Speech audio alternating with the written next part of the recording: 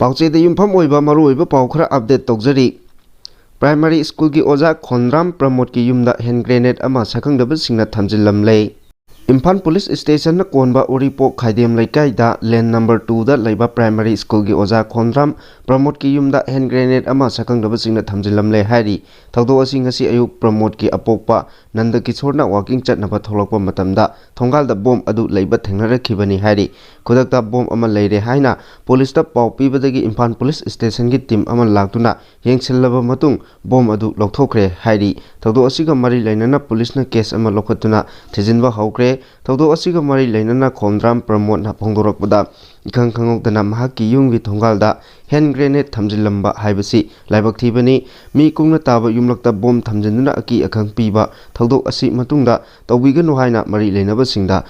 Appeal ꯇꯧꯈꯤ꯫ ꯀꯅꯥꯅ ꯀꯔꯤꯒꯤꯗꯃꯛ bomb ꯑꯗꯨ ꯊꯝꯖꯤꯜꯂꯝꯂꯤꯕꯅꯣ ꯍꯥꯏꯕ ꯍꯧꯖꯤꯛ ꯐꯥꯎꯕꯒꯤ ꯑꯣꯏꯅ ꯈꯪꯕ ꯉꯝꯗ꯭ꯔꯤ꯫ ꯊꯧꯗꯣꯛ ꯑꯗꯨꯕꯨ ꯌꯥꯅꯤꯡꯗꯕ ꯐꯣꯡꯗꯣꯛꯇꯨꯅ ꯃꯐꯝꯗꯨꯒꯤ ꯃꯩꯔꯥ ꯄꯥꯏꯕꯤ ꯏꯃꯥ ꯏꯕꯦꯜꯁꯤꯡꯅ ꯂꯩꯀꯥꯏ ꯑꯗꯨꯒꯤ ꯀꯝꯃ꯭ꯌꯨꯅꯤꯇꯤ ꯍꯣꯜꯗ ꯋꯥꯀꯠ ꯃꯤꯐꯝ ꯑꯃꯁꯨ ꯄꯥꯡꯊꯣꯛꯈ꯭ꯔꯦ꯫ ꯃꯈꯥ ꯇꯥꯕ ꯑꯇꯣꯞꯄ ꯄꯥꯎꯗ ꯂꯥꯏꯁꯪ ꯃꯃꯥꯡꯗ 51mm ꯒꯤ ꯕꯣꯝ ꯂꯩꯔꯝꯂꯦ꯫ ꯏꯝꯐꯥꯜ ꯋꯦꯁ ꯗꯤꯁꯇ꯭ꯔꯤꯛꯀꯤ ꯈꯣꯡꯍꯥꯝꯄꯥꯠꯇꯒꯤ ꯀꯣꯏꯔꯦꯡꯒꯩ ꯇꯥꯟꯅ ꯈꯨꯃꯟ ꯄꯣꯛꯄꯤ ꯍꯥꯏꯅ ꯈꯪꯅꯕ ꯁꯦꯛꯃꯥꯏ ꯄꯨꯂꯤꯁ ꯁ꯭ꯇꯦꯁꯟꯅ ꯀꯣꯟꯕ ꯂꯥꯏꯁꯪꯒꯤ ꯃꯃꯥꯡꯗ 51 ꯃꯣꯇꯥꯔꯒꯤ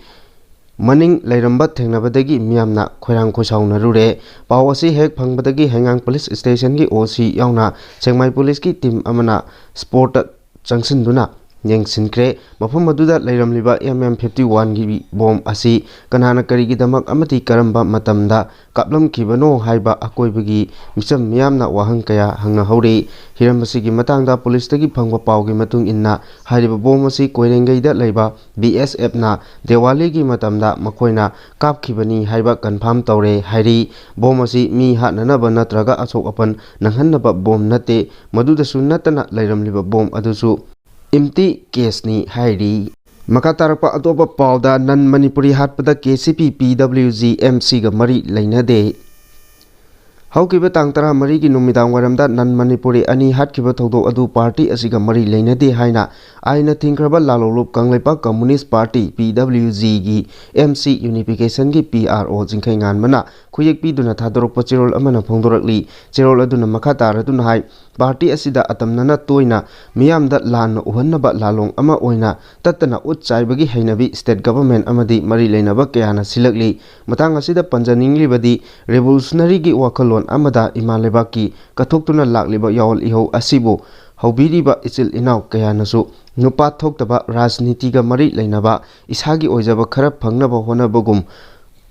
ꯈꯨꯠꯂꯥꯏ ꯑꯣꯏꯅ ꯁꯤꯖꯤꯟꯅꯍꯟꯅꯕꯒꯤ ꯍꯩꯅꯕꯤ ꯂꯩꯔꯤꯕ ꯀꯌꯥ ꯑꯁꯤ ꯈꯨꯗꯛꯇ ꯊꯥꯗꯣꯛꯇꯨꯅ ꯅꯨꯄꯥ ꯊꯣꯛꯅ ꯑꯩꯈꯣꯏꯅ ꯇꯧꯕꯅꯤ ꯍꯥꯏꯕ ꯉꯝꯅꯕ ꯊꯕꯛ ꯇꯧꯕꯤꯌꯨ꯫ ꯀꯦꯁ ꯑꯗꯨ ꯑꯩꯈꯣꯏꯒꯤ ꯂꯣ ꯏꯟꯐꯣꯔꯁꯃꯦꯟꯠ ꯀꯌꯥ ꯂꯩꯔꯤ ꯃꯈꯣꯏꯅ ꯑꯆꯨꯝꯕ ꯄꯨꯊꯣꯛꯂꯛꯈꯤꯒꯅꯤ꯫ ꯈꯨꯟꯅꯨꯅ ꯃꯊꯣꯡꯗ ꯀꯜꯂꯤ ꯍꯥꯏꯕꯒꯨꯝ ꯁ꯭ꯇꯦꯠ ꯂꯣ ꯑꯦꯖꯦꯟꯁꯤ ꯀꯌꯥꯅꯁꯨ ꯑꯆꯨꯝ ꯑꯔꯥꯟ ꯊꯤꯕꯒꯤ ꯃꯍꯨꯠ ꯃꯊꯛ ꯊꯣꯡꯕ ꯈꯔꯅ ꯍꯥꯏꯕ ꯏꯟꯕ ꯁꯥꯗꯨꯅ ꯊꯥꯏꯅꯗꯒꯤ ꯆꯠꯊꯔꯛꯄ ꯌꯥꯝꯅ ꯑꯁꯣꯟꯕꯒꯤ ꯍꯩꯅꯕꯤ ꯀꯌా ꯊꯥꯗꯣꯛꯄꯤꯕ ꯆꯨꯝꯒꯅꯤ꯫ ꯑꯆꯨꯝꯕ ꯈꯔ ꯇꯧꯔꯝꯁꯤ꯫ ꯍꯧꯖꯤꯛ ꯃꯅꯤꯄꯨꯔꯒꯤ ꯑꯣꯏꯔꯤꯕ ꯐꯤꯚꯝ ꯑꯁꯤ ꯌꯧꯔꯐꯥꯎꯕ ꯑꯩꯈꯣꯏ ꯃꯁꯦꯜ ꯒ꯭ꯌꯥꯟ ꯇꯥꯅꯗ꯭ꯔꯕꯗꯤ ꯑꯃꯗꯤ ꯁꯦꯝꯗꯣꯛꯅꯗ꯭ꯔꯕꯗꯤ ꯇꯨꯡꯗ ꯑꯩꯈꯣꯏ ꯃꯁꯦꯜ ꯑꯃꯨꯛꯀ ꯍꯟꯅ ꯒ꯭ꯌꯥꯟ ꯂꯥꯛꯀꯅꯤ ꯊꯥꯖꯗ꯭ꯔꯦ꯫ ꯏꯁꯥ ꯏꯁꯥꯒꯤ ꯂꯩꯔꯤꯕ ꯄꯣꯖꯤꯁꯟ ꯑꯗꯨꯗ ꯗ꯭ꯌꯨꯇꯤꯁ ꯇꯧꯅꯁꯤ꯫ ꯄ꯭ꯔꯣꯐꯦꯁꯅꯦꯜ ꯑꯃꯗꯤ ꯔꯥꯖꯅꯤꯇꯤꯒꯤ ꯑꯅꯤꯒꯤ ꯈꯦꯠꯅꯕ ꯂꯩꯕꯤꯒꯅꯨ꯫ ꯄꯥꯔꯇꯤ ꯑꯁꯤꯅ ꯊꯣꯛꯈꯤꯕ ꯊꯧꯗꯣꯛ ꯑꯗꯨ ꯍꯛꯆꯤꯟꯅ ꯂꯧꯏ ꯑꯊꯨꯕꯗ ꯑꯆꯨꯝ ꯑꯔꯥꯟ ꯄꯨꯊꯣꯔꯛꯀꯅꯤ ꯍꯥꯏꯕ ꯃꯤꯌꯥꯝꯅ ꯎꯠ ꯆꯥꯏꯔꯤꯕꯁꯤꯡ ꯑꯊꯨꯕꯗ ꯊꯤꯗꯣꯛꯀꯅꯤ ꯑꯁꯦꯡꯕ ꯑꯆꯨꯝꯕ ꯄꯨꯊꯣꯛꯀꯅꯤ ꯍꯥꯏꯅꯁꯨ ꯆꯦꯔꯣꯜ ꯑꯗꯨꯅ ꯃꯈꯥ ꯇꯥꯔꯛꯂꯤ꯫ ꯃꯈꯥ ꯇꯥꯔꯛꯄ ꯄꯥꯎꯗ ꯆꯤꯐ ꯃꯤꯅꯤꯁꯇꯔ N ꯕꯤꯔꯦꯟꯅ ꯅꯧꯅ ꯁꯦꯝꯒꯠꯂꯤꯕ ꯃꯣꯏꯔꯥꯡꯗ ꯂꯩꯕ INA-ꯒꯤ ꯀꯝꯄ꯭ꯂꯦꯛꯁ ꯌꯦꯡꯁꯤꯟꯈ꯭ꯔꯦ꯫ ꯉꯁꯤ ꯃꯅꯤꯄꯨꯔꯒꯤ ꯆꯤꯐ ꯃꯤꯅꯤꯁꯇꯔ N ꯕꯤꯔꯦꯟꯅ ꯁꯔꯄ꯭ꯔꯥꯏꯖ ꯚꯤꯖꯤꯠ ꯑꯣꯏꯅ ꯃꯣꯏꯔꯥꯡꯗ ꯂꯩꯕ INA-ꯒꯤ ꯁꯦꯝꯒꯠ ꯁꯥꯒꯠꯂꯛꯂꯤꯕ ꯀꯝꯄ꯭ꯂꯦꯛꯁꯀꯤ ꯐꯤꯚꯝ ꯌꯦꯡꯁꯤꯟꯈꯤꯕꯒ ꯂꯣꯏꯅꯅ ꯀꯨꯀꯤ ꯇꯦꯔꯣꯔꯤꯁꯁꯤꯡꯅ ꯖꯤꯔꯤꯕꯥꯝꯗꯒꯤ ꯄꯤꯛꯂꯤꯕ ꯊꯥ 9 ꯈꯛꯇ ꯉꯥꯏꯔꯤꯕ ꯑꯉꯥꯡ ꯌꯥꯎꯅ ꯑꯉꯥꯡ 3 ꯑꯃꯗꯤ ꯅꯨꯄꯤ 3 ꯄꯨꯟꯅ ꯃꯤꯑꯣꯏ 6 ꯐꯥꯔ ꯄꯨꯈ꯭ꯔꯒ ꯇꯝꯊꯤꯅ ꯑꯣꯠ ꯅꯩꯔꯕ ꯃꯇꯨꯡꯗ ꯍꯥꯠꯂꯒ ꯕꯥꯔꯥꯛ ꯇꯨꯔꯦꯜꯗ ꯂꯪꯊꯔꯛꯈꯤꯕꯒꯤ ꯊꯧꯗꯣꯛ ꯃꯔꯝ ꯑꯣꯏꯔꯒ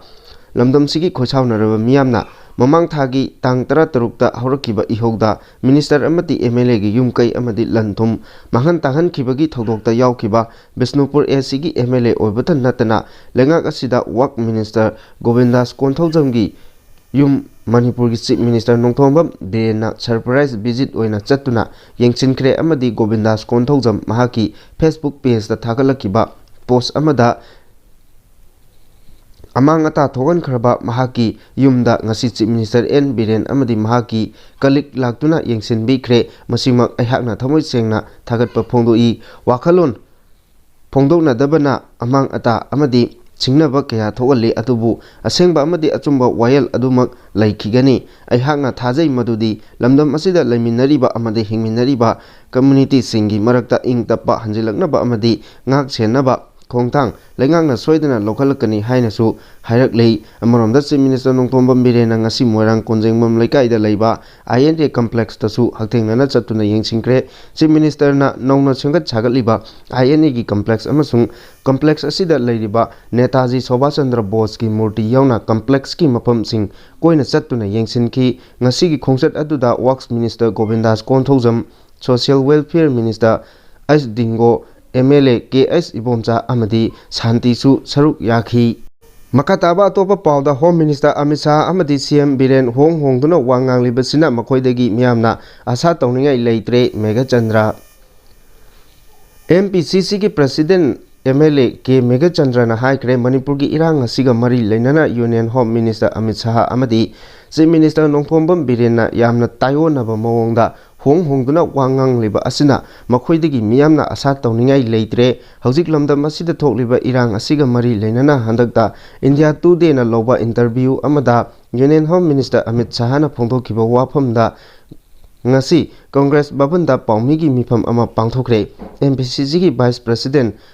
Hameswar Goswami amadi MPCC gi senior spokesperson N Bopendra Maiti yauna pangthokiba paugi mifam aduda wafam masi phongdoladuna mahangna makhata na hai Manipurda thokliba irang asi Union Home Minister Amit Shah na tangkak amadana ama hai aduga tangkak amadana atopa ama amu haiduna hongduna wafam kaya phongdokli mamang chahi gi me ahumdagi haurokiba irang asi gi matangda Union Home Minister na ahanbada Manipur gi irang asi maiteina ST lista channaba demand tawbaga mari leinana High Court of Manipur na takiba order amana thohankibani haina parliament da phawba phongdoki tungdana amu irang asi naronda lo kaina changlakba mitop singna thogan bani haina amu haiki handakna amu irang asi kanglup ani gi marakta thokpa irangni haina amuk phongdorakli mahangna phongdokiba wafam sing asi masana haijaba wafam masana kakjaba yamna tayonaba amani amaromda chief minister Nongthombam Biren nasu hojik lamdam asida thokliba irang asi lo kaina changlakliba mitop singna thogan bani haina amuk haire amungna law and order collapse tawbadagi ni amuk haire amungna intelligence lapses leibadagi ni haina amuk haikre handakna amuk ngarang thokiba Bijoy Divas ki thoromdana home department gi makhada leiba intelligence department na haukiba ta 15 gi mamangdagi mangonda irang asi ki matangda intelligence na report pirakti haina phongdorakli home department asi chief minister na pairibani haibasi khangdabugumna pangthokliba wafamsing asi self contradictory oiba amadi self confusion oiba amani chief minister na phongdokibada agency kharana center da lana pau pire hairi madu oiba taragadi agency sing karamba agency sing no Union Home Minister Amit Shah na hojik lamdam asida thokliba irang asi kanglup ani gi ungkhatna bani hairakliba asina aroibada amu Union Home Minister na kari thorang paikhatlaga Manipurda tangdu litapa purakani haiba asi achobo wahang amani haiki Makatarakpa pauda maitai siba kudingi JAC semduna yasinaba puraklagadi maitai muthatpadasu JAC ama semduna yasinaba purakadoribra haina haumi youth frana hanglakli haukiba megi tang 3,200 hauna Manipurda saidang kuki singna Yellomi miyamda onsin landabagi thaba kaya maiki khangdana leptana chathanrakli masida chamjaraba mioi kayagi punsi mangkre mamangdagi hauna Manipurda pamdaba misi ama thokpada miyamgi ihok sagatnaba joint action committee sembagi chanabi leirakli masina laingaki mafamda pandam kaya thamduna amung hanna thoktanaba honaduna lakli adubu maitai siba kudingi JAC semduna yasinaba puraklagadi maitai muthatpadasu JAC ama semduna yasinaba ama purakadori bramyamge punsi mamal JAC gi demandana lepa yabra haiba haumi youth front ki general secretary KS Johnson na thataro pachirol amana hanglakli Chirol asina makhatana hai haukiba mamang sahigi lisingani kulumdoi Mei 3 dagi haurukiba kuki narco terrorist singna chatharakpa lan asida tamthina hatkiba mioi singidamak asengba wayal phangnaba JAC kaya amasu semki November gi tang 13 lisingani kunmari da jiri da sahi nauriba angang ahum yauna mioi taruki khulai paiba singna phaki loinana makhoida Sana Fawbo Chatloidaba Lichat Chatuna Tamthina Meoi Minungsigi Wangmada Hatoklaga Turelda Thadaraki Thogdok Asiki Matangda Khochaunaraba Miyamna Malem Miyamgi Mamangda Maikei Kayadagi Iho Hauki Masigidama Asumba Wahel Pibinaba JAC Amasu Semki Numit Kharanigi Mamangda JAC Amadi Lengaka Yasinaba Puraktuna Hauramlaba Miyamgi Iho Tapna Nemthaki Masigi Achumba Wahel Imung Manung Amadi Miyamna Fangkibra Nakal Amaromda Haukiba December 13 lisingani kunmari da sahi nauribi tungi asa chauna leiba khulngakpa tholakpa mahiroi ama security force na nomoina kapada laikide masida yeknaba utpa ngamdaba thona adu maselda utpa aduda lebak miyamna pendabaga loinana tengthanari masigi dhamaksu JAC ama semduna miyamgi tengtha khol leptringaida waroichin lakpugum uhalle JAC singna yasinnakraba mi singa asiga nuaitaba awaba tengtha khol adudi imung manung amati miyamda leihori JAC sing asi asengba pandam karino saidanglaba kuki singi mathakta haugadaba asengba iho JAC gi pandamda yaudriba karigino hanglakli Makataba Pauda Operation Chatabada KCP PWG gi Kedar Tara Khulaiga Konana Fagat Kre Haukiba December 12 gi Numidang Wairamda Kaching District ki Kairakta Masak Khangdaba Khulai Paiba Mioi Kharana Nan Loken Ani Nomena Kaptuna Hatkiba Aduda Chenabani Haiba Mioi Ama Operation Chatabada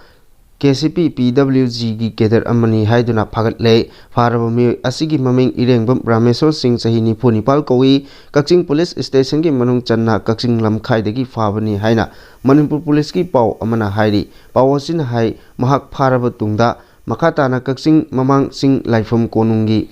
Nakpigani Loknungi Akoibada Combing Operation Chathaba Matamda KCP PWG gi Kedar Taret Amasu Khulai Kayaga Konana Faba Ngamle Hairi Faraba Mioi Sing Adudi Elangbam Herojit Singh Sahi Nimpu Haikurujam Prem Sahi Kunipal Okram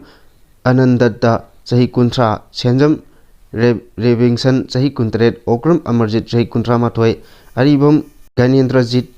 Sharma Sahi Kunmanga Amadi Songtham Rajkumar Sahi Kuntarukni Hairi Makhoidagi Phagalaba Khulai Sing Adudi Magazine Konana 7.65 pistol ama Magazine Loinana Countrymed 9mm pistol ama Magazine Loinaba 0.32 gi pistol ama Magazine Loinana Countrymed 7.62 Sniper rifle ama DBBL gun ama SBBL gun ama detonator amaga loinana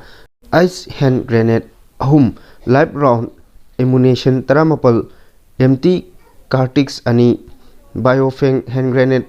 ani loinana charger ani mobile handset tara amadi two wheeler number yaudaba amasu phagat pangamani hairi amoromda ngarang Manipur police ki team amana operation chathaba matamda kakching kakpham area dagi KCP PWG ki Kedar ani amagasu amu fare hairi faraba Meoi ani adudi Laisram Premananda Maitei Elias Poirei sahi 95 amadi James Ningthaujam sahi 94 kawi makhoidagi mobile handset ahum four wheeler vehicle amasu recover tawre hairi Makatarakpa Pauda Ukrul District Ekar Humbudra da Tharamba Popi Pami Singyanta Tuna Mankre Kangpok Sangtra Homdoi Mai Thadokre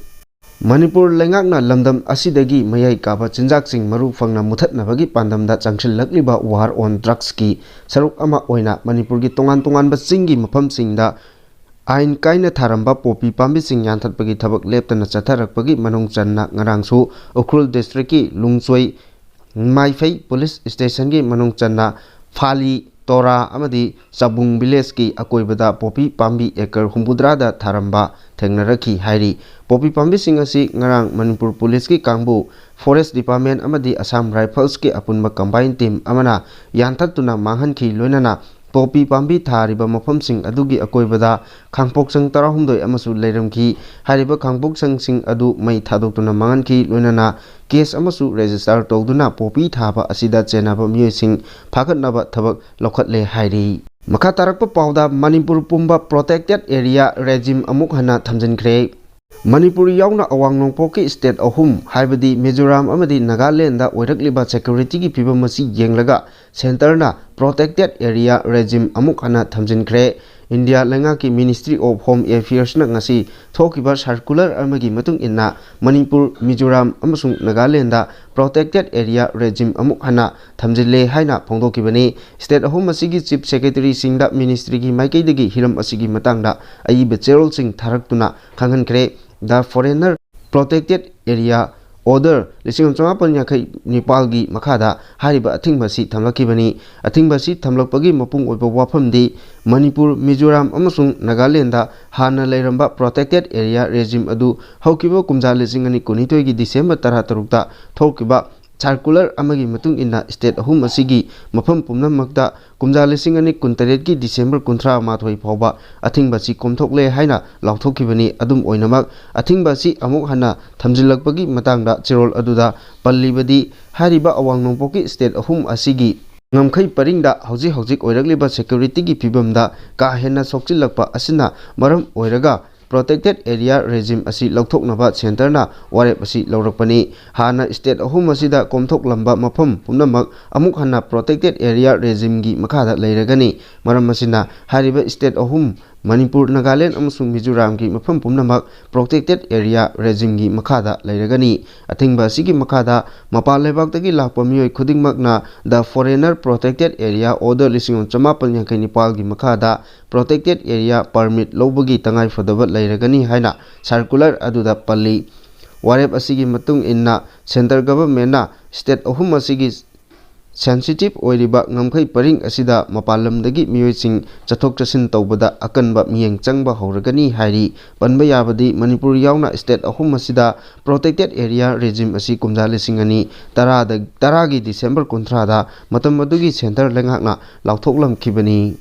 makha tarakpa atopa paw amada chakhangdaba singna miyoi ani makhongda nongmaina kaplaga thamlamle Imphal East District ki Haingang Police Station ki manung chana leiba khundrakpam Asa Club manaki kongba turel torbanda sakhangdaba singna miyoi ani makhongda nongmaina kaplaga hundoklamle hairi police tagi phangba paw amagi matung inna nongmai maruna panbadagi soklaba miyoi sing adugi maming takel changbam hemanta chahi 65 apokpa T Nodia Sagolban maino leirak amasung Yengkhom Keso Sahi 55 apokpa Y Ibohal Sekta Awang Lekai Dagini Hairi Makhoi animak khu tang mapada nongmaina kaplaga mafam maduda hundokhlambani nongmai makhol takibadagi mafam madugi miyamna changchinduna yenglubada makhoi ani taduna leramba thengnarakpadagi police ta paw piraba matung Haingang police ki teamna Porompata leiba Jawaharlal Nehru Institute of Medical Science JNIMS ta pukatuna laikanaki thawdo asi kanana karigidamak chatharambano haiba khangba ngamdri adubu police case ama lokatuna thigatpa haure hairi